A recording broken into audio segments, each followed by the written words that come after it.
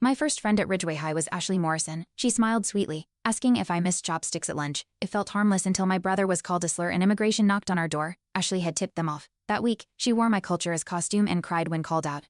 Now, she eats alone. The whispers haven't stopped. Truth always finds a voice even in silence. Back then, I thought kindness could grow from small misunderstandings. Ashley said finally, an Asian who doesn't smell like sesame oil, and laughed. I forced a smile. Thinking she didn't mean it, she copied my handwriting in art class, then claimed I stole her style. When she borrowed my red bracelet grandma, she called it ethnic chic. I ignored the sinking feeling. That bracelet later showed up in her TikTok haul video. Credited as her thrift store find, Ashley always found ways to joke about my family. When my cousin Victoria visited, Ashley asked if we were from the same rice field. I laughed nervously, thinking she was just awkward, but it continued. Instagram filters mocking Asian eyes. Group chats where I was called China doll. Still, I told myself she was learning. I even helped her make dumplings once. She posted them as her heritage experiment. I started wondering whose heritage she meant. Ashley's compliments turned cutting. Your English is so good. It's scary at first. I smiled through it. But then she started calling my little brother Fortune Cookie. He came home one day, quiet and bruised. When I asked what happened, he shrugged. That night, I overheard Ashley laughing on FaceTime about how they probably don't even have insurance. I clenched my fists. Victoria warned me some girls don't want to understand you. They want to erase you. Ashley joined the school's cultural committee. I thought maybe she wanted to change. Instead, she made the Lunar New Year event all about bubble tea and anime. When I suggested including traditional music, she waved me off. Nobody wants old people vibes. Then she posted a selfie in a red Cheongsam, tagging it Orient and necklace. Emma whispered she overheard Ashley saying I was too sensitive. I started skipping meetings. My brother asked why we didn't celebrate anymore. Things got worse when Ashley started dating Kevin Zhu. She'd show him off like an accessory my Asian prince, she called him. At lunch, she joked that I was jealous. Kevin looked down, silent. Later, I caught her correcting his Chinese to mine. Jerry taught me better, she bragged. My stomach turned. When I asked Kevin if he was okay, he muttered, it's complicated. That night, he unfolded Ashley. The next day, her eyes burned with blame. Ashley began planting rumors. She told classmates I thought I was too good for other Asians. Called me a banana. Emma heard her say I was Americanized garbage. Someone vandalized my locker with go back to China. I told the principal, but he brushed it off. Teen drama. Victoria cried in our kitchen. You need to fight back, she said. But I felt alone. Was I overreacting, or had Ashley turned everyone into her silent allies? Ashley started bringing up immigration status, joking loudly about ICE, asking if I renewed my green card. My brother's school called about an anonymous tip, claiming we were undocumented. He cried that night, terrified. Grandma had a panic attack. I stayed up scrubbing Ashley's TikToks, finding one where she said, Cherry's family probably hides 10 cousins in the attic. Emma messaged me, I think she went too far, but by then Ashley had already crossed the line. At Madison's party, Ashley cornered me by the punch bowl. Still pretending to be the good immigrant, she hissed. I backed away. Then came the Instagram stories, doctor texts, edited audio proof that I bullied her overnight. DMs flooded in calling me a fraud. My parents found out. Dad asked if I really said those things. I didn't answer, I was too tired. The girl who once borrowed my bracelet now wore my identity like a disguise. Monday morning, I walked into the principal's office with a folder inside screenshots, video timestamps, and a printed transcript from Emma. Ashley made false claims, I said, voice shaking. He glanced aside and nodded. We'll look into it. Hours later, Ashley was summoned. She stormed out crying, but not before whispering, you'll regret this. That night, my grandma's blood pressure spiked. We spent the evening in the air. Victory felt distant, like winning a battle but losing peace. The school called a peer mediation. I sat across from Ashley in the counselor's room. She smiled sweetly. I never meant harm. Maybe Cherry misunderstood. I froze. The counselor glanced at me. Do you feel safe around her? I shook my head. Ashley's smile didn't waver. I'm really into Asian culture, she added. I bit my tongue. That night, I deleted all our old photos. My brother hugged me, whispering, don't let her win, I promised. Ashley released a tearful video apologizing for cultural confusion and blaming me for making her feel excluded. It went viral. Comments split, some backed her. Others demanded answers. Madison called furious. She just weaponized your pain. I nodded through tears. Grandma watched, silent. She handed me her old diary. Write your story, she said. That night, I posted my side with facts, names, dates. The backlash was swift, but for once, I wasn't hiding behind silence. Ashley's followers dropped fast. Kevin spoke out, confirming her behavior, calling it creepy cosplay of pain. Emma shared her messages, backing my claims. Victoria uploaded a video montage Ashley mocking accents, editing selfies with slanted eyes. The school suspended her. Still, I got death threats.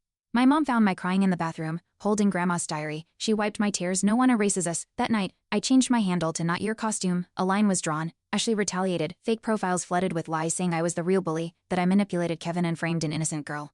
My aunt's shop got 1-star reviews. My brother was taunted at school. I sat on the floor, numb. Marcus, Ashley's brother, messaged, I've seen her phone. Want the truth? I said yes. He delivered screenshots, audio, all confirming Ashley's scheme. It was the rope she tied herself with.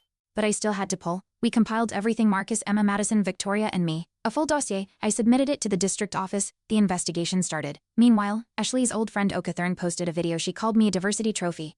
It blew up. The tide turned. People DM'd apologies. My family slowly smiled again. I still flinched at loud noises, but I wasn't shrinking anymore. My story wasn't just mine at Ekid. I wore Grandma's bracelet again, this time, as armor. Okathern messaged me late one night. I think Ashley recorded our convos. She found voice memos Ashley mocking every ally she ever had, including Emma. One file had Ashley laughing about the immigration tip. I felt sick. We edited a compilation. Madison offered music. Marcus added date stamps. I uploaded it to a private YouTube link and sent it to the school board. The betrayal ran deeper than I thought. But so did our resolve. Emma's mother, a lawyer, stepped in. She offered to represent us pro bono. This isn't just bullying, it's defamation. We prepared a formal complaint with legal backing. Ashley's parents tried to downplay it, claiming teen drama, but the evidence spoke louder. Emma testified anonymously in a school hearing. When asked why, she simply said, "Because I was complicit." The board began disciplinary proceedings. Ashley's parents withdrew her that same week. The silence afterward was a relief. After Ashley left, the school announced an equity audit. Teachers apologized in class. The cultural club invited me to co-lead. I hesitated, but Emma nudged me. "Your voice matters." We redesigned events, included real traditions. Hosted workshops. Kevin spoke about fetishization. Okathern did a TikTok series on cultural theft. Slowly, the school changed, but every time I walked past Ashley's old seat, I remembered this wasn't just a fight about culture. It was a fight for truth. The local paper reached out. "We heard there's a story here." The reporter said. I agreed on my terms. They published a piece titled, "When Culture Becomes Costume." It featured quotes from my essay, photos from our events, and voices of allies. Ashley's family tried to sue for defamation, but withdrew after legal review. My article trended. Other students began sharing their experiences. What started with one stolen bracelet had become a movement. Grandma smiled. Loud truth. Ashley sent one last message, long, rambling, filled with blame and fake apologies. I didn't respond. I forwarded it to the district investigator. They flagged it as harassment. That night, Marcus texted, "She's in therapy now," still blaming everyone. I typed, then deleted a dozen replies. Instead, I sent him a picture of me at the new club event. Smiling, he replied with a heart. Ashley's story wasn't over, but neither was mine, and mine was finally my own. Victoria found an old yearbook where Ashley scribbled, "One day I'll be cherry but better." It hit like a punch. She didn't want to be your friend, Victoria said. She wanted your skin. I scanned the page, fingers trembling. We included it in the archive. Emma cried when she saw it. She planned everything. It wasn't just envy, it was obsession. And knowing that made it easier to let go. I wasn't her mirror, I was whole. During a school assembly, a slide from our equity presentation froze on Ashley's quote. Gasps rippled through the crowd. The principal rushed to switch it, but the silence remained. Afterward, a teacher pulled me aside. "I'm sorry," she said, eyes glossy. "I didn't see it." That apology mattered more than the suspension. It was proof that silence could break, and from its cracks, something stronger could emerge. Not pity, not revenge, just truth, finally acknowledged. My brother Thon got a letter from his robotics mentor. "You inspired your teammates." He ran to show me, beaming. I cried soft, grateful tears. For months, he's shrunk in Ashley's shadow, mocked, overlooked. Now he stood tall. Grandma framed the letter. "Healing starts young," she whispered. That night, I helped him program his next robot named Cherrybot. He laughed. "What defends truth?" I smiled. My family wasn't just surviving anymore. We were rebuilding, piece by piece. Madison uncovered a group chat. Ashley ran codenamed COC Culture as costume. It had screenshots mocking students, editing filters, planning outfit themes. We shared it with the school's ethics board. They issued a public apology and pledged anti-racism training. One teacher resigned. I walked past her empty classroom, unsure how to feel. Progress had a cost. But this wasn't vengeance, it was accountability. Ashley tried to bury my identity. Instead, she dug up her own truth. Kevin's older sister emailed me. "Thank you," she wrote, "for protecting my brother when I couldn't." Her words stayed with me. Kevin had stopped talking to everyone after Ashley. Now, he was back on the debate team. Winning regionals, he smiled again. I watched from the audience. Heartful, this wasn't just about me anymore. The ripples of resistance had reached others. Ashley's silence couldn't erase what we rebuilt. Not legacy, not voice, not truth. At the Cultural Club's spring showcase, I read an original poem. It ended with, "I am not your trend, I am my grandmother's prayers." The room erupted in applause. Okathern hugged me tight. Emma sobbed openly. My dad, usually stoic, clapped the longest. Even the principal stood. Later, a girl whispered, "I thought I was the only one." I shook my head. Not anymore. That night, I rewrote my college essay, title red thread unbroken. Grandma handed me a silk pouch. Inside was a jade pendant, worn, delicate. "My mother wore this in the camps," she said. "Now it's yours." I held it, tears prickling. It wasn't just jewelry. It was survival, resistance, heritage. I wore it every day after that, beneath my uniform, close to my heart. When I faced doubt, I'd touch it, not as armor but reminder. Ashley tried to strip me, but my roots, they run centuries deep. Victoria started a podcast, Unmasking Normal.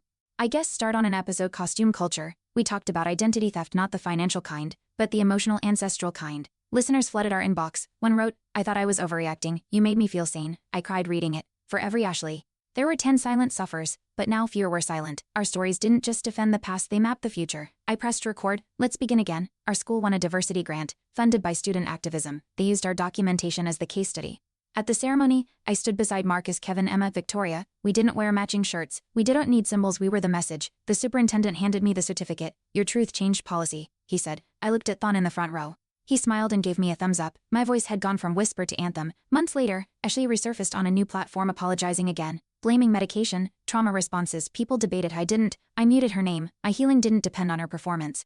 Okathurin texted, she's trending again. I replied, I'm still rising. That day, I got my college acceptance, cultural anthropology full scholarship. Grandma lit incense and thanks. I touched the pendant at my neck. Ashley had performed identity. I was becoming mine honestly. Fully, with nothing left to borrow, Emma got a scholarship too for digital storytelling. She credited me in her essay. Sherry taught me stories don't need permission, she wrote. We celebrated with bubble tea. Madison joined, bringing old photos. Remember when we thought peace meant silence? She laughed. We all laughed. It was different now. Our peace had teeth earned, not granted. As we toasted, I looked around the table. For once, no one was pretending. Truth wasn't just spoken, it was shared. A freshman girl approached me in the hallway. I'm Vietnamese, she said shyly. People used to tease me, but you made it cool to be us. I blinked back tears. We exchanged numbers. That weekend, I helped her with her first cultural presentation, faux recipes, family photos, music. As she spoke in class, her voice trembled at first, then steadied. I watched proudly. Ashley once silenced me. Now, I was passing the mic. Legacy in motion. On graduation day, I wore Grandma's jade pendant and a red sash embroidered by Victoria Trucktifer. As my name was called, cheers erupted. I spotted Emma,